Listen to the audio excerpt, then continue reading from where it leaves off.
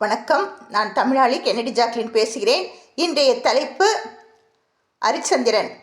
அரிச்சந்திரன் என்றாலே அந்த என்னது தெரியல உங்களுக்கு, சத்தியவான் சாவித்திரி மாதிரி சத்தியமே பேசுகிறவர், பொய் பேசாதவர். அந்த கதையை கேட்டுதான் நம்முடைய மகாத்மா காந்தி அடிகளும் பொய் பேசக்கூடாது என்று அன்று முதல் பொய் பேசவில்லை. இப்பொழுது இந்த காசி ராஜா என்ற ஒரு ராஜா காசியில் வாழ்ந்து வருகிறார். அவருக்கு ஒரே மகள் மதிவாணி. சீருடனும் சிறப்புடனும் வாழ்ந்து வருகிறார்கள். இப்பொழுது பருவம் அடைந்த அந்த பருவ மங்கையை திருமணம் செய்வதற்காக சுயவரம் நடத்துகிறார். அப்பொழுது அங்கே இருக்கின்ற எல்லா நாட்டு இளவரசர்களும் வந்து என்ன பண்ணுறாங்க, சுயவரத்தில் தங்களுடைய வீர தீர செயல்களையும் செய்து காட்டுகிறார்கள். அங்கே வந்து திரிலோசர் என்ற ஒரு இளவரசர் வருகிறார். அவர் என்ன பண்ணுறாரு, மகத நாட்டு மன்னன் தன்னுடைய சுயவரத்தில் ஜெயிச்சிடுறாரு. ஜெயிச்ச உடனே திருமணமும் நடைபெறுகிறது. இப்பொழுது இல்லற நல்லறமாக நடைபெறுகிறது.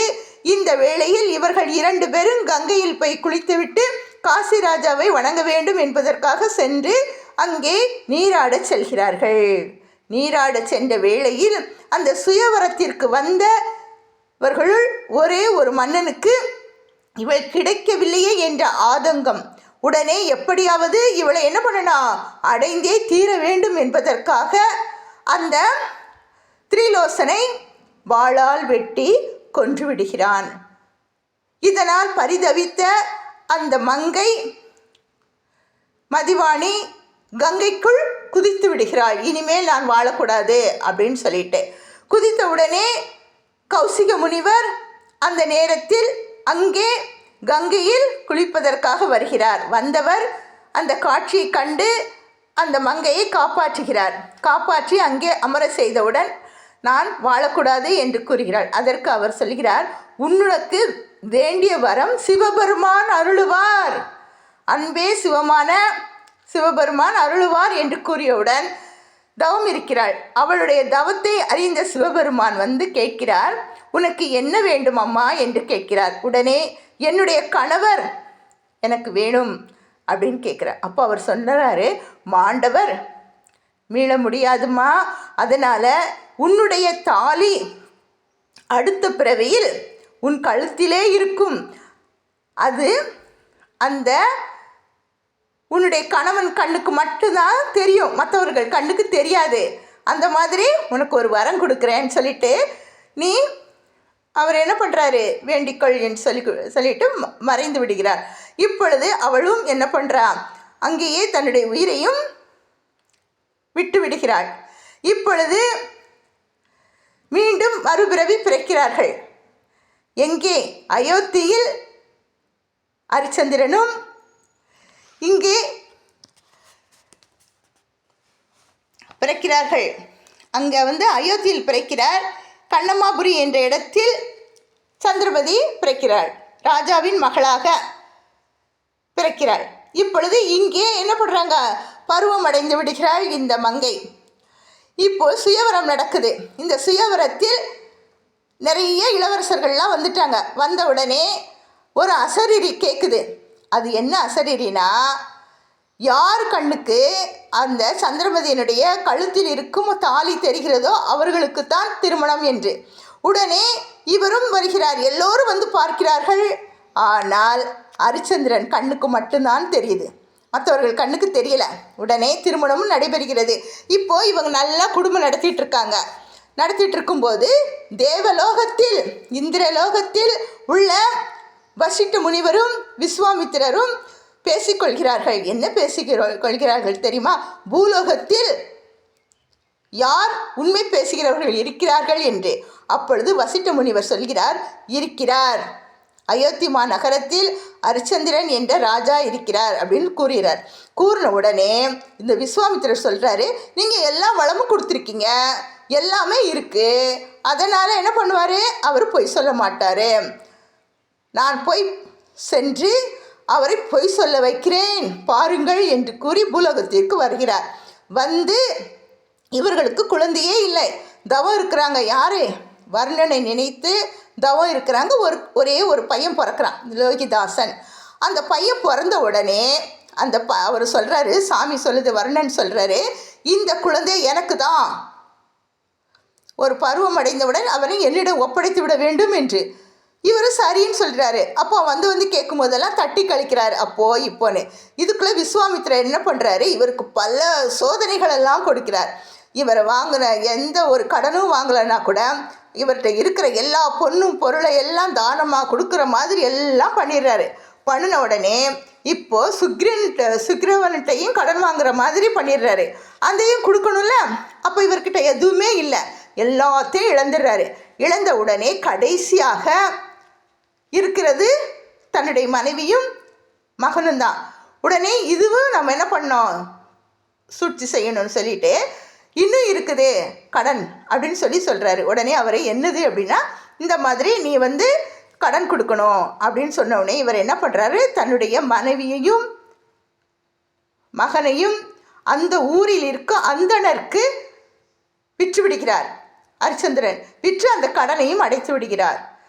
கடனை அடைத்த பிறகு இவருக்கு சாப்பாட்டுக்கும் வழியில் எதுவும் இல்லை. உடனே சுடுகாட்டுக்கு வெட்டியான் மாதிரி அங்கே போய் அந்த வருகின்ற பிணங்களை எல்லாம் எரித்து விட்டு அவர்கள் கொடுக்கின்ற அந்த வாக்கி அரிசி இருக்குல்ல, அதை தான் அவர் சாப்பிடணும்.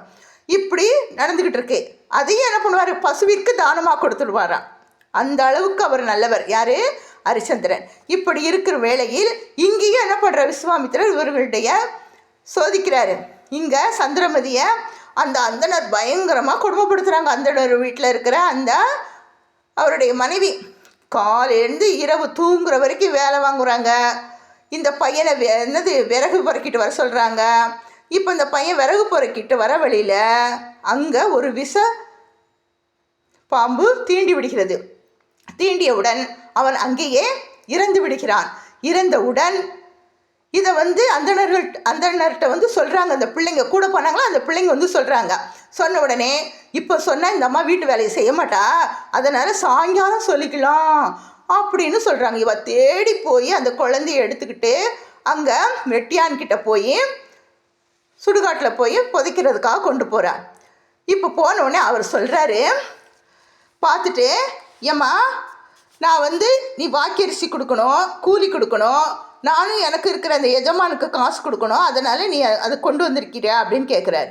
இவன் என்ன பண்ணுற, இல்லை நான் இங்கே இருக்கிற விறகு பொறுக்கி நான் எரிச்சிடுறேங்கிறா. இல்லை நான் அப்படிலாம் செய்ய முடியாது, எனக்குள்ள கூலியை கூட நீ தரண்டாம், வாக்கரிசி கூட தர வேண்டாம், ஆனால் இந்த நிலத்தை வைத்திருக்கும் அவருக்கு நான் கொடுக்கணும்னு சொல்கிறாங்க. உடனே அவள் சொல்கிறா, நான் என்ன பண்ணுறது அப்படின்னு சொல்லிட்டு இப்படி நிமிர்ந்து பார்க்குறா பாருங்க. அப்பொழுது ஹரிச்சந்திரன் கண்ணுக்கு அந்த தாலி தெரிந்து விடுகிறது. ஏன்னா இது தேவலோகத்தில் இருந்து சிவபெருமான் அளித்த வரம். கணவனாக இருக்கிறவனுக்கு மட்டும்தான் அந்த தாலி தெரியும். அப்போது நீங்கள் யார் அப்படின்னு அவள் கேட்குறா. உடனே நீ என்னுடைய கணவன் தான் கண்டுபிடிச்சிடுறா, சொல்லிடுறா. அப்போ இந்த குழந்தைய இருக்கிறதுக்கு இல்லை யாராக இருந்தாலும் நான் என்ன பண்ண மாட்டேன், அந்த கூலியை வாங்காமல் செய்ய மாட்டேன் என்று கூறிவிடுகிறார். உதடு சிரிக்கும் நேரம் உள்ளம் சிரிக்குமா, உதடு சிரிக்கும் நேரம் உள்ளம் சிரிக்குமா, உருவம் போடும் வேஷம் உண்மை ஆகுமா, உருவம் போடும் வேஷம் உண்மை ஆகுமா, விளக்கை குடத்தில் வைத்தால் வெளிச்சம் தோன்றுமா, விளக்கை குடத்தில் வைத்தால் வெளிச்சம் தோன்றுமா, வீட்டு கோயிலை கூட்டில் வைத்தால் பாட்டு பாடுமா, பாட்டு பாடுமா, இதய வீணை தூங்கும் போது பாட முடியுமா, உதடு சிரிக்கும் நேரம் உள்ளம் சிரிக்குமா, உள்ளம் உருவம் போடும் வேஷம் உண்மை ஆகுமா, விளக்கை குடத்தில் வைத்தால் வெளிச்சம் தோன்றுமா, விளக்கை குடத்தில் வைத்தால் வெளிச்சம் தோன்றுமா, வீட்டு குயிலை கூட்டில் வைத்தால் பாட்டு பாடுமா, பாட்டு பாடுமா என்று அவள் கூறுகிறாள். என்னால் முடியாதுன்னு. அந்த உடனே அவர் சொல்கிறாரு, எங்கேயாவது போய் கொண்டு வந்துடு, உங்கள் வீட்டில் வேலை செய்கிறல அந்தனர் வீட்டில் போய் வாங்கிட்டு வான்னு சொல்கிறாரு. இவள் அங்கே செல்கிறாள். அங்கே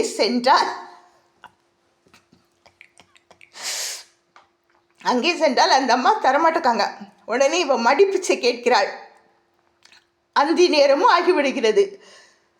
வர வழியில் ஒரு அரவம் தீண்டி ஒரு குழந்தை கிடக்கிறது. இதை பார்த்தவுடன் தன்னுடைய குழந்தை தான் வெட்டியான் எடுத்து வெளியில் போட்டு விட்டார் அப்படின்னு சொல்லிட்டு அந்த குழந்தைய அக்கத்தில் உட்காந்துட்டு அழுதுட்டு இருக்கா. ஏன்னா அது கொதறி கிடக்கிற மாதிரி இருக்குது. அவளுக்கு தெரியல, அமாவாசை இருட்டு, அந்த நேரத்தில் தெரியவில்லை, குழந்தை மட்டும்தான் தெரிகிறது.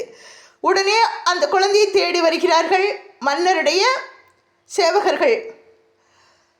தேடி உடனே இவள் தான் இந்த குழந்தையை கொன்று விட்டாள் என்று மன்னரிடம் ஒப்படைக்கிறார்கள். அங்கே இவளுக்கு தூக்கு தண்டனை என்று கூறிவிடுகிறார்கள். தூக்கு தண்டனை என்று கூறியவுடன் எப்படி இருக்கும்? அப்போ என்ன பண்ணுறாங்க, யாரை கூப்பிடுகிறார்கள்? வெட்டியானை கூட்டிகிட்டு வந்து நீதான் என்ன பண்ணணும், தூக்கிலிட வேண்டும் என்று. இப்பொழுதும் இவள் பார்க்கிறாள், பொய் சொல்லக்கூடாதுல்ல, அதனால் வெட்டி விடுங்கள் என்னை என்று. உடனே அவரும் அதை வெட்டுவதற்காக கழுத்தில் கத்தியை வைக்கிறார், வாளை வைக்கிறார். அந்த நேரத்தில் தேவலோகத்தில் இருந்த இந்திரரும் வசிட்டரும் விஸ்வாமித்திரரும், நிறுத்து, உன்னை சோதிப்பதற்கு தான் நீ பொய் கூறுகிறாயா என்று உன்னை சோதிப்பதற்கு தான் நாங்கள் இந்த சோதனை நடத்தினோம் என்று அந்த குழந்தைகள் 2 பேரையுமே உயிரோடு எழுப்பி விடுகிறார்கள். அந்த இழந்த நாட்டையும் இவர்களுக்கே அழித்து விடுகிறார்கள். உண்மை வெல்லும், பொய் பேசாதீர்கள் என்பதை இந்த கதை மூலம் உணரலாம். கனவு காணும் வாழ்க்கையாவும் கலைந்து போகும் காலங்கள், கனவு காணும் வாழ்க்கையாவும் கலைந்து போகும் கோலங்கள். அந்த கோலமெல்லாம் இளமையில் வாழ வேண்டும் என்று இருந்த இவர்களுடைய வாழ்க்கை ஒரு கோலமாக அந்த நாட்டை திரும்ப போய் ஆண்டார்களாம். அரிச்சந்திரனும் சந்திரமதியும் வாழ்ந்தால் அரிச்சந்திரன் போல் வாழலாம், வாழ வேண்டும். ஆனால் ஒரு சிலர் சொல்கிறார்கள், பொய்யோடு இடைமிடைந்த சொல். ஒரு நல்லவன் வாழ்வதற்காக ஒரு சில இடங்களில் சொல்லலாம் என்று பைபிள்லையும் கூறுகிறாங்க. கொஞ்சத்தில் உண்மை உள்ளவன் அநேகத்திற்கு அதிபதியாக வைப்பான். அதற்காக உண்மையே நம்ம பேச முடியுமா? அரிச்சந்திரன் மாதிரி இருக்க முடியாது. பொய்யும் கூறவே கூடாது. இருந்தாலும் ஒரு நல்லவர்கள் வாழணும் என்கிறதுக்காக நம்ம என்ன பண்ணலாம், சொல்லலாம். மக்களே, அன்புடனும் அறத்துடனும் நின்று வாழுங்கள். உங்கள் தமிழாளி கென்னடி ஜாக்லின்.